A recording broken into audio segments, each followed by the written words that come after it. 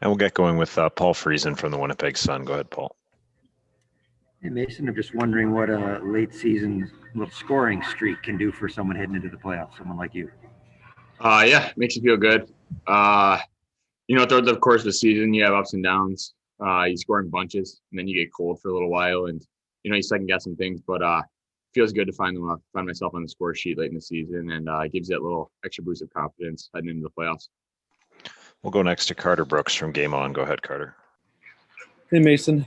How important was it to get a win tonight?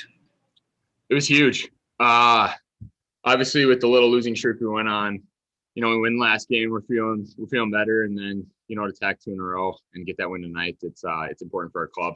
And I think that you win 2, you kind of forget about the losing streak and you put that behind you because we're a good hockey team and we spent first 2-3 months without losing back to back. So we know what we're capable of, and I think we're going to show that here starting soon in this postseason. We'll go next to Ken Weeb from Sportsnet. Go ahead, Weber. Thanks, Gregor. Mason, what did Dominic Toninato show you in these last couple of games here?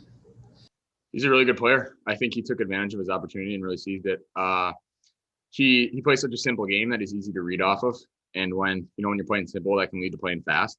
And he's got a good stick. He works really hard, and he's a beast on low with the puck. And for example, on that goal, he made a good play out in front of the slot. But he made a lot of good plays all night.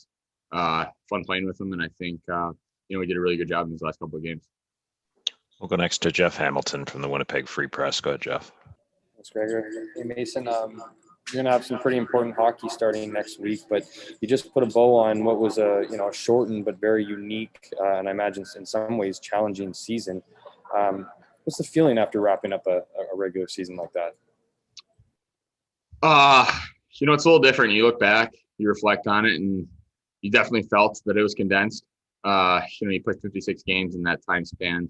The body could be worn down a little bit more than usual, but we're not gonna look back at that too much. We're kind of gonna jump forward into these playoffs and find a way to play against Edmonton. But I think we got a little chunk of time here where we can recover and get our bodies back to where we want to be before we drop the puck in Edmonton.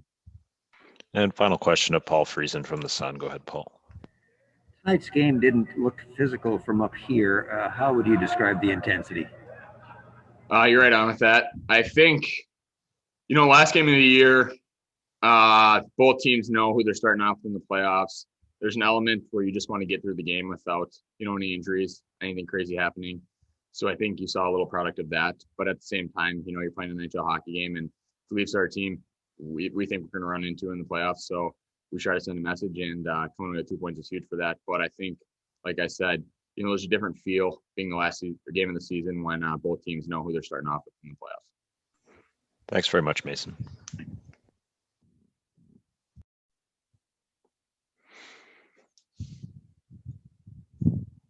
We'll get going with Ken Weeb from Sportsnet. Go ahead, Weber. Thanks, Gregor. Evening, Paul. What can you tell us about Paul Stastny and Pierre-Luc